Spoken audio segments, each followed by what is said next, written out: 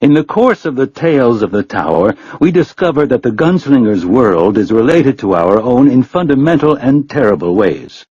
The first of these links is revealed when Jake, a boy from the New York of 1977, meets Roland at a desert way station long years after the death of Susan Delgado. There are doors between Roland's world and our own, and one of them is death. Jake finds himself in this desert way station after being pushed into 43rd Street and run over by a car. Before Jake and Roland reach Walter, Jake dies again, this time because the gunslinger, faced with an agonizing choice between this symbolic sun and the Dark Tower, chooses the tower. Jake's last words before plunging into the abyss are, "Go then, there are other worlds than these." The final confrontation between Roland and Walter occurs near the Western Sea. In a long night of palaver, the man in black tells Roland's future with a tarot deck of strange device. 3 cards: the prisoner, the Lady of Shadows, and death. But not for you, gunslinger, are especially called to Roland's attention. The drawing of the 3, subtitled Renewal, begins on the shore of the Western Sea not long after Roland awakens from his confrontation with Walter. The exhausted gunslinger is attacked by a horde of carnivorous lobstrosities, and before he can escape, he has lost 2 fingers of his right hand and has been seriously infected. Roland resumes his trek along the shore of the Western Sea, although he is sick and possibly dying. On his walk, he encounters 3 doors, standing freely on the beach. These open into New York at 3 different winds. From 1987, Roland draws Eddie Dean, a prisoner of heroin. From 1964, he draws Odetta Susanna Holmes, a woman who lost her legs when a sociopath named Jack Mort pushed her in front of a subway train. She is the Lady of Shadows, with a violent other hidden in her brain. This hidden woman, the violent and crafty Detta Walker, is determined to kill both Roland and Eddie when the gunslinger draws her into Midworld. Roland thinks that perhaps he has drawn 3 in just Eddie and Odetta, since Odetta is really 2 personalities. Yet when Odetta and Detta merge as one into Susanna, largely thanks to Eddie Dean's love and courage, the gunslinger knows it's not so. He knows something else as well. He is being tormented by thoughts of Jake, the boy who spoke of other worlds at the time of his death.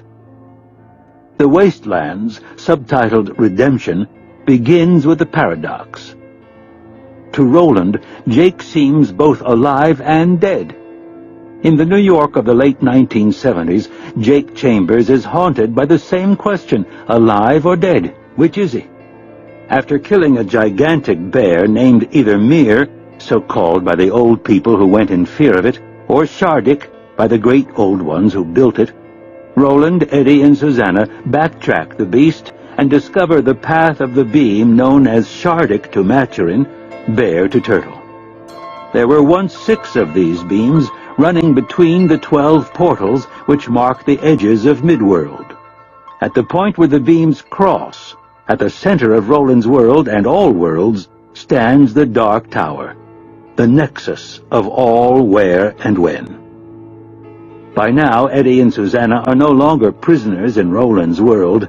In love and well on the way to becoming gunslingers themselves, they are full participants in the quest and follow Roland, the last Sepi-Sai, Death Seller, along the path of Shardik, the way of Maturin. In a speaking ring, not far from the portal of the bear, time is mended, paradox is ended, and the real third is drawn. Jake re-enters Midworld at the end of a perilous rite where all 4, Jake, Eddie, Susanna, and Roland, remember the faces of their fathers and acquit themselves honorably. Not long after, the quartet becomes a quintet when Jake befriends a billy bumbler. Bumblers, which look like a combination of badger, raccoon, and dog, have a limited speaking ability. Jake names his new friend Oi. The way of the pilgrims leads them toward the city of Lud, where the degenerate survivors of two old factions carry on an endless conflict. Before reaching the city, in the little town of River Crossing, they meet a few ancient survivors of the old days. They recognize Roland as a fellow survivor of those days before the world moved on, and honor him and his companions. The old people also tell them of a monorail train which may still run from Lud and into the wastelands, along the path of the beam and toward the Dark Tower. Jake is frightened by this news, but not surprised.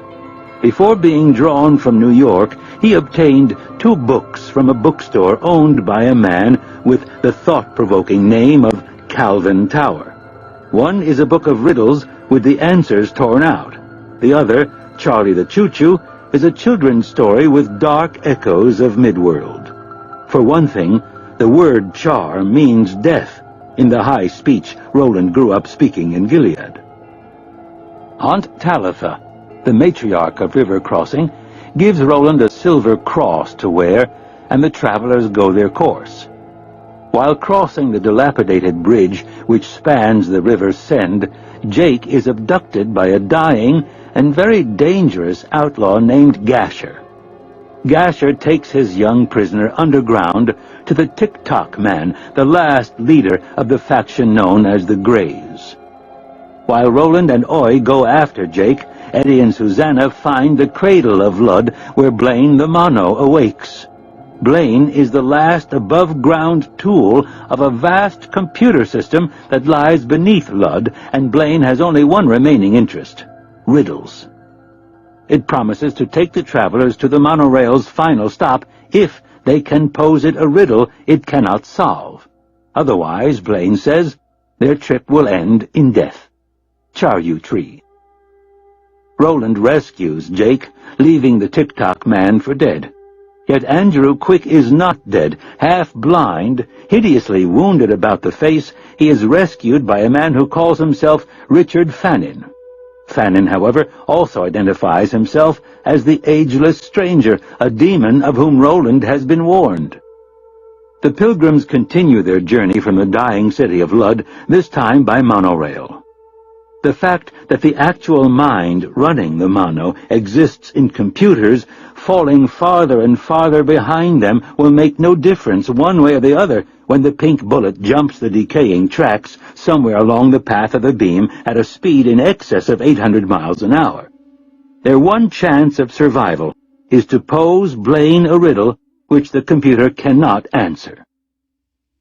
At the beginning of Wizard and Glass, Eddie does indeed pose such a riddle, destroying Blaine with a uniquely human weapon, illogic.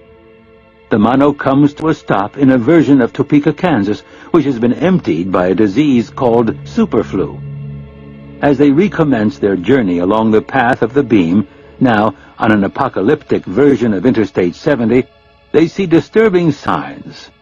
"All hail the Crimson King," advises one. "Watch for the walking dude," advises another. And, as alert listeners will know, the walking dude has a name very similar to Richard Fannin.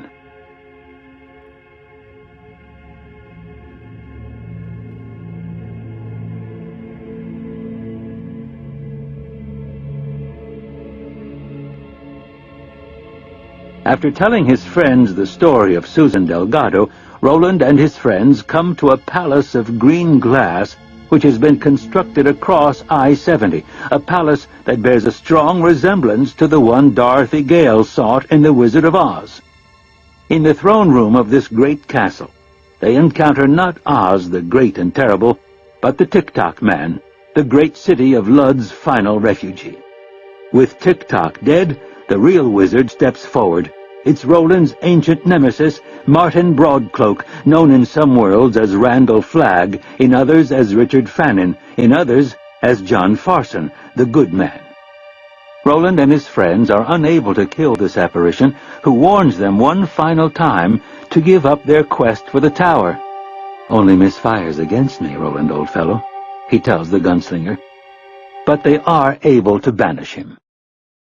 After a final trip into the wizard's glass and a final dreadful revelation that Roland of Gilead killed his own mother, mistaking her for the witch named Rhea, the wanderers find themselves once more in Midworld and once more on the path of the beam. They take up their quest again, and it is here that we will find them, in Wolves of the Kawa. This argument in no way summarizes the first 4 books of the Tower Cycle. If you have not listened to those books before commencing this one, I urge you to do so or to put this one aside. These books are but parts of a single long tale, and you would do better to listen to them from beginning to end, rather than starting in the middle. Mr. We Deal in Lead. Steve McQueen, in The Magnificent Seven. First comes smiles, then lies. Last is gunfire. Roland of Gilead. The blood that flows through you flows through me. When I look in any mirror, it's your face that I see. Take my hand, lean on me. We're almost free, wandering boy.